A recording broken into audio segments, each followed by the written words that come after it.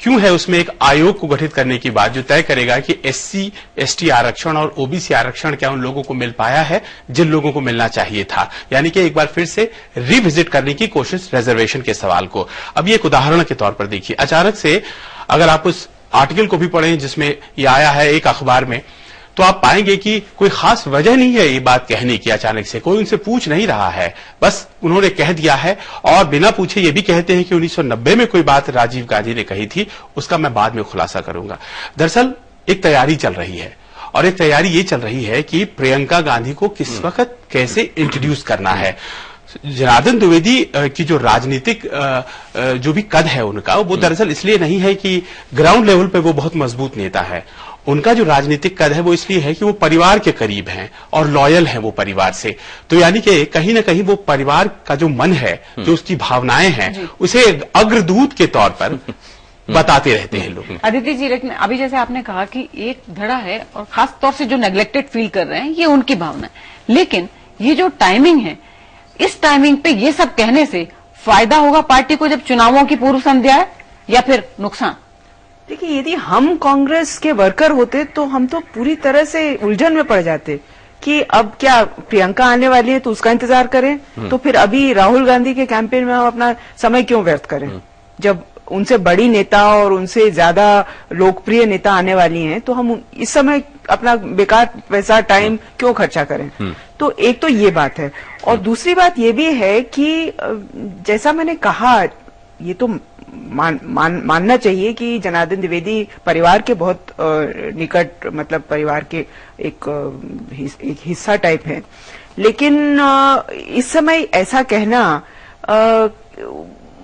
Worker पर क्या बीतेगी कि राहुल गांधी ढक्कन हो गए। तो ये जो बात कही जाती है पूर्णिमा जी कि अगर एक परिवार के इर्द गिर्द ही पूरी बातें चल रही हों तो साइकोफेंसी बहुत बढ़ जाती है, क्या ये वही साइकोफेंसी है?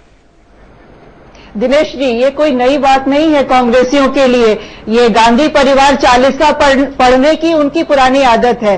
आप थोड़ा पीछे याद करें, जब सोनिया गांधी सक्रिय राजनीति में नहीं थी तो सोनिया आओ का जाप लगाए ये बैठे थे। फिर सोनिया आ गई तो राहुल को लाओ का जाप लगा के बैठे हैं। तो जब जब कांग्रेस वाले अपने आप को संकट में पाते हैं तो वो लगता है उनको कि एक ये जादू की छड़ी है, इसको ट्राई कर लिया जाए, कुछ नया ट्राई कर लिया जाए। कुछ जो tired and retired Congress mentality हो गई है, वो चाहते हैं कि उनको पका परिवार पे मिल जाए। जी बद्री जी, बिल्कुल, उनको लगता है कि ये पका पकाया परिवार एक उनको सत्ता का सुख प्रोवाइड कर देगा। बद्री जी, एक यहाँ ये बात हो रही है कि ये तो बार बार ही नाम आता है, लेकिन इस बार जो ये कहा गया कि 25 साल पहले करीब राजीव गांधी पर डाला गया, अक्सर ये कहा जाता है कि आना चाहिए, फायदा होगा, करिश्मा है वगैरह वगैरह, लेकिन राजीव गांधी से इसको जोड़ दिया गया कि पिता भी चाहते थे कि ये जो करिश्मा है इसको आगे आना चाहिए। जब 18 साल की थी प्रियंका, तब से उन्होंने देख लिया। इस बात का क्या महत्व आप मानते हैं? देखिए, इसका एक महत्व जो अभी हम लोग चर्चा कर रहे हैं कि दो तरह के इसका मतलब है। एक तो परिवार की जो आंतरिक राजनीति है, जिसको कि परिवार के दरबार की, जैसे वहां पे एक सोनिया जी के करीब के लोग थे और एक राहुल जी के करीब के लोग हैं। सोनिया जी के जो करीब के लोग हैं वो एक अपनी तरह से मार्जिनलाइज फील कर रहे हैं, तो वो प्रियंका को की बात करके अपनी शक्ति को आगे को विकसित करना चाहते हैं या अपने को पावरफुल दिखाना चाहते हैं। एक तो ये है। दूसरा है कि ये जानना चाहिए कि प्रियंका और राहुल दोनों एक दूसरे के वर्सेस नहीं है। ये अगर आएंगे भी तो एक पूरक बन करके आएंगे। प्रियंका अगर आती भी है तो राहुल के पूरक बन करके आएंगे, क्योंकि अभी भी आपको पता होगा कि कांग्रेस की जो प्रचार प्रक्रिया है उसमें अभी भी प्रियंका की बड़ी भूमिका है। और लेकिन वो ये जो कह रहे हैं, इस कहने की अपनी राजनीति जरूर है। कहने की राजनीति, इस पर भी आएंगे, इस कहने के पीछे क्या राजनीति है। उससे पहले देख लेते हैं कि चुनाव के वक्त प्रियंका की याद क्यों आती है हर वक्त। जब हमने आम लोगों से पूछा तो उनका क्या जवाब था? कांग्रेस का जो ओल्ड गार्ड है वो चाहता है कि एक डायनेस्टिक जो पॉलिटिक्स कांग्रेस में चलता आया पिछले 60 साल से, उसे रिवाइव करे। बिकॉज इस टाइम पे कांग्रेस के खिलाफ काफी लोगों में काफी रोष है। वो घूम फिर के गांधी परिवार की तरफ ही क्यों देखते हैं? उनके पास इतने अच्छे अच्छे लीडर हैं जो कितनी देर से, मनीष तिवारी ने कितना काम किया, प्रियंका गांधी के क्रेडेंशियल्स क्या हैं, उन्होंने देश के लिए क्या किया। 2000 से पहले राहुल गांधी को कौन जानता था? उन्होंने देश के लिए किया क्या, मूलभूत उनकी कंट्रीब्यूशन क्या कंट्री के लिए? वो एक पॉलिटिकल स्टंट है कांग्रेस की तरफ से, क्योंकि इस वक्त जो आप अगर इंडिया का सिनेरियो देखेंगे, किसी भी पॉलिटिकल पार्टी में इतनी पावरफुल इमेज किसी की नहीं बन पा रही है। मतलब बहुत ही स्पष्ट है। इसका मतलब ये है कि उनके पास कोई है नहीं ऐसा चेहरा जिसे वो आगे लाएं और जिससे वो कॉन्फिडेंस जीत सके लोगों को और वोट गेन कर सकें।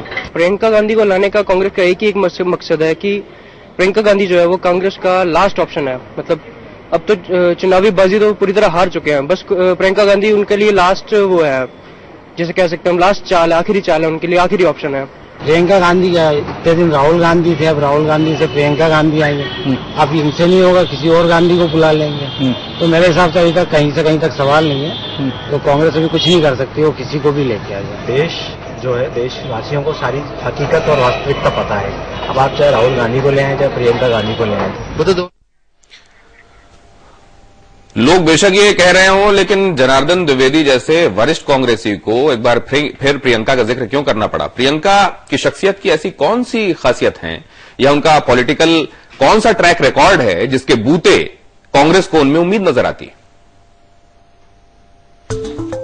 चुनाव के मौके पर कांग्रेस में प्रियंका को लेकर तड़प देखने को क्यों मिलती है? प्रियंका की शख्सियत का वो कौन सा जादू है जिसके बारे में कांग्रेस के कई नेताओं का ख्याल है कि वो लोगों के सर चढ़कर बोलता है? सियासत के इम्तिहानों में प्रियंका का ऐसा कौन सा रिपोर्ट कार्ड है जो प्रियंका को राजनीति का ज़हीन जानकार साबित करता हो? राहुल को उनके आलोचकों और विरोधियों ने कई मौकों पर कच्चा खिलाड़ी करार दिया और कुछ ने तो पप्पू जैसे संबोधनों से उन्हें अनाड़ी साबित तक करने की कोशिश की। लेकिन प्रियंका की सूझबूझ में सियासत की ऐसी कौन सी सामर्थ्य दिखाई दी कि कांग्रेसियों को उनमें अपनी डगमगाती नैया का खेवनहार नजर आता है? क्या ये कि वो खूबसूरत और दिलकश शख्सियत की मालकिन है, या क्योंकि उनकी मुस्कान काफी मनमोहक है, या क्योंकि वो अपनी मां और भाई के मुकाबले ज्यादा दोस्ताना और बेतकल्लुफ लगती है, या फिर कम शब्दों में प्रभावी बातें करने का हुनर उनमें छिपा है, या फिर उन्हें देखकर इंदिरा की याद आती है?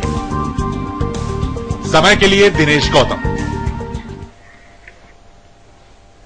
कहने वाले कहते हैं कि कुछ तो है, अलग अलग तरीके से बयां करते हैं। हम यहाँ देखते हैं स्टूडियो में कि किसको क्या लगता है, क्या है ऐसा प्रियंका की शख्सियत में जो बार बार नाम उनका आता है तो कांग्रेस के कार्यकर्ता एकदम जोश से भर जाते हैं। कुरैशी साहब, हर एक पर्सनैलिटी, हम जो लीडर्स हम कहते हैं कि ये लीड करने के लिए, तो कोई भी पर्सनैलिटी हो उसकी एक खास उसमें कुछ शख्सियत, उसको हम कह सकते हैं कि करिश्मा है। करिश्मा किस चीज का है उसकी शख्सियत में? आपके हिसाब से प्रियंका गांधी में ऐसी क्या खासियत है उनकी शख्सियत में?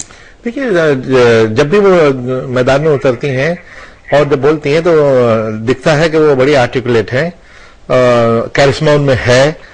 और लेकिन ये इशू कि वो आएंगी कि नहीं आएंगी, ये तो कभी इशू नहीं होता है कि कब आएंगी, और बिल्कुल प्रिडिक्टेबल है। इसमें मुझे तो कोई चीज नहीं दिखी ही नहीं, तो जिस पे ऐसा विचार होने लगे जैसे कोई बहुत बड़ा धमाका हो गया, पिछला इलेक्शन उससे पिछला तो 10 इलेक्शन देख लीजिए, यही होता है। लेकिन ये सवाल इसलिए उठ रहे हैं संजीव की बार बार चर्चा होती है लेकिन वो आती फिर भी नहीं है, इसलिए फिर ये सवाल उठते हैं कि फिर क्यों चर्चा हो रही है, क्या इस बार आएंगी? इसलिए अब अगर कोई एक वजह है, कोई एक करिश्मा है, कोई एक उनके पास तिलिस्म की चाबी है जिसकी वजह से ये चर्चा होती है, तो वो कौन सी चाबी है? पहले तो इस बात को भी ध्यान में रखें कि जब पिछली दफा चुनाव हो रहे थे विधानसभा के 2012 में उत्तर प्रदेश में, तो रायबरेली और अमेठी की जो 10 सीटें थी उसमें से 8 सीटें हार गई थी कांग्रेस।